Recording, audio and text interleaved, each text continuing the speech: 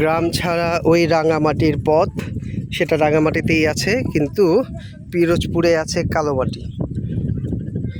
তো এই কালোমাটির আঁকাবাঁকা পথ এবং পেছনে থাকা যে জায়েদ খানের কুমির খ্যাত নদী সেটা দেখা যাচ্ছে, আর ওই দূরে হচ্ছে সুন্দরবন। আমরা এখন ওই যে ওইখানে সুন্দরতম একটা বটবৃক্ষ আছে, যার নিদর্শন মানে চোখ জোড়ানো এবং ধাঁধানো, চোখ ধাঁধানো।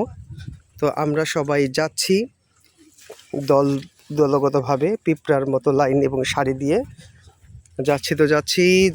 যাচ্ছি এবং আমরা যাচ্ছি ইটের ভাটায়।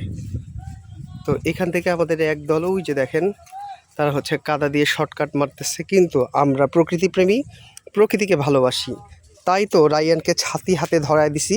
কারণ কিছুক্ষণ পরপরই, যেহেতু এটা আষাঢ় মাস, বৃষ্টি পড়ে এবং সেই বৃষ্টিতে আমাদের ভিজতে ভালো লাগলেও বাচ্চা কাচ্চাকে ভেজানো যাবে না। এই যে চলে আসছি ইটের ভাটায়, আমরা হচ্ছে গিয়ে আঁকাবাঁকা মিঠো পথে ওই যে রূপসীরা হেঁটে যাচ্ছে, আর আমরা এই যে দেখেন আমরা হেঁটে যাচ্ছি গাছের ফাঁকে। অর্থাৎ প্রকৃতি এবং প্রাকৃতিক নিদর্শনের মাঝে ওই যে দূরে দেখা যাচ্ছে খাবার হোটেল।